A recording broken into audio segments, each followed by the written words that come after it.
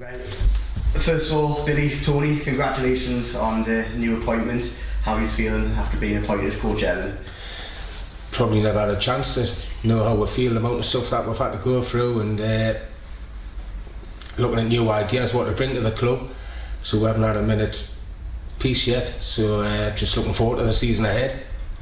I think we're both honoured to be asked to step up to be co-chairman of the club.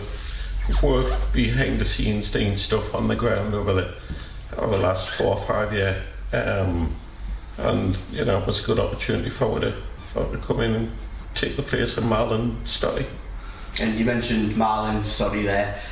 What kind of impact have they had on this football club in their time since they've been in chairman and vice chairman?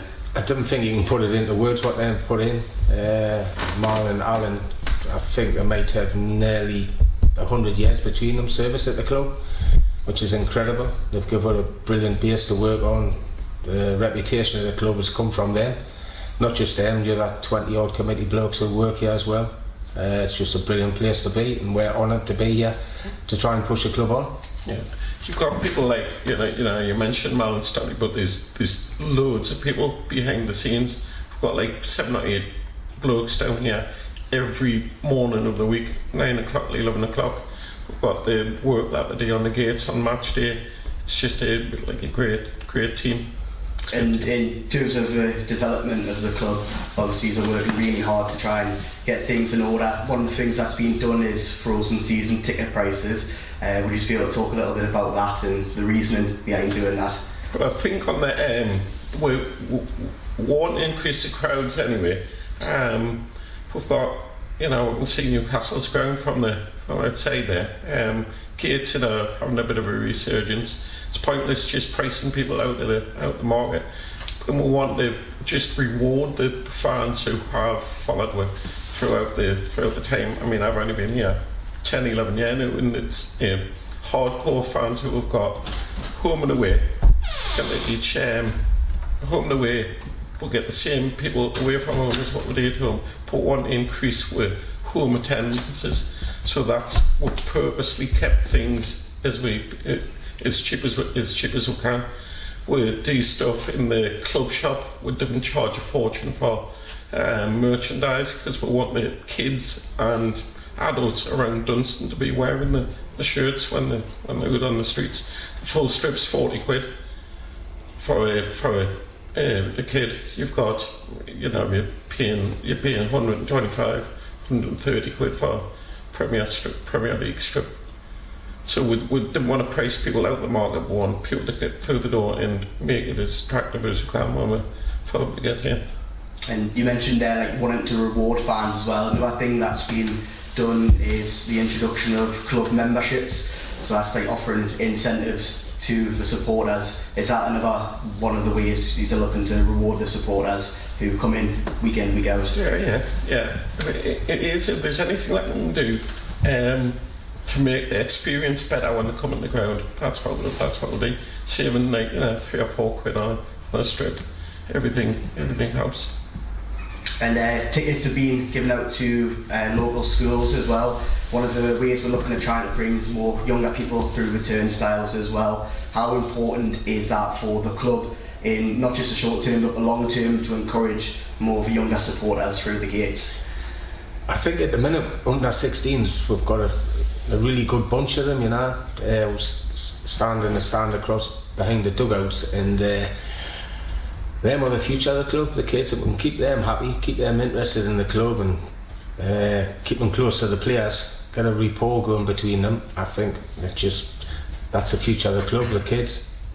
And if we can reward them coming in and buying scarves and strips, it's decent prices. I think all bodes well, And there's been a lot of improvements since the end of last season around the ground.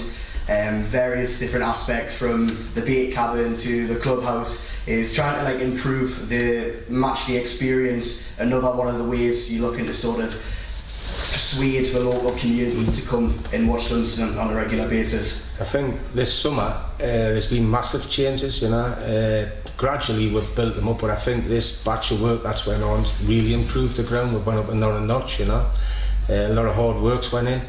we're about 4 or 5 of us organised it. Cleugh and Alan Stott as well. It's just it's really impressive, the ground now. We're proud of it, and I'm sure our supporters will be when they walk in on the 12th of August for first home game. And in terms of sponsorship, that's massive for any non-league football club. There's tons of sponsorship packages available at Dunston. How important is it for the local people to sort of get involved with these sponsorships and really back the club in that way? Well, we've got a lot of local business. We've got City across the road who've recently came in. There's Dunston Fan Truck. They've been sponsors of the club for years. Obviously, Sean Sadler at UTS is the main club sponsor. Without them all, we wouldn't be a club. But thank every one of them for every penny that they put in. And I think one of the things people will be very interested in is the plans and sort of ambitions that you both have as now co-chairman of the club. So what kind of visions have you got, not just in the short-term future, but in the long-term as well? Basically, I want everyone to enjoy it when they come in. I think you seen on last Friday when we played Dartford, it was horrendous weather and the whole place was lively. We had our main sponsors here at UTS, Sean and Ned, who were just brilliant for the club, brilliant people, and we had a great night, and long may it continue. But is looking forward to next season. On the playing side, obviously we want to be up there challenging. I'm sure John and his management team feel the same way. The players do. He's got a great squad together. Just need to hit the ground running as soon as we start. I think it's a funny one to say where you what ambitions you want, where you want to get to. I keep joking that Dunston's just like a bus stop in Gateshead. You know what I mean? It's like would we be a league club? No, would we be able to go to the next step? I think that is we weren't far away from it last season. We were a point off the playoffs last season. And we could take the step up and just have a go and see what happens in that league. Could be come along for the ride. Who knows where it's going to end? But it is. There's such a buzz about the place. We brought John in as a new manager, and I think Billy will agree. The ambition. John's got his management team in, and they're paid to run the team. They're going to run the playing side, and we'll run the other side. They'll get what they can as much as they can of us, and we want as much of them in return. So you mentioned John there. Obviously there's been some changes in terms of players brought in, key players being retained as well. Does this have the potential of being a pretty special season for the club, would you think? Yeah, definitely. I think we've got 6 new players in at the minute, but they're really good lads as well. Away from that, and you need to come to this club. You need to be a proper lad, no edge about you. It's a hard-working club from top to bottom. And looking at, I've watched a few training sessions, a couple of games, and it looks as though the team bodes well for the season. Good lads. Just looking forward to it. It does seem like initially there's always been a bond at Dunston, and like Billy says, you've got to be a Dunston type of player to be down here. I mean, Billy's done it, as a player, manager, now as chairman. You just need a certain type of crack at it to be here, basically. And just to finish off, if he's going to say one thing to the local people who are maybe considering or thinking about coming along and watching some Dunston games next season, what would you say to make them want to come down? Just give it a go. You might like it. Come on board, enjoy the ride.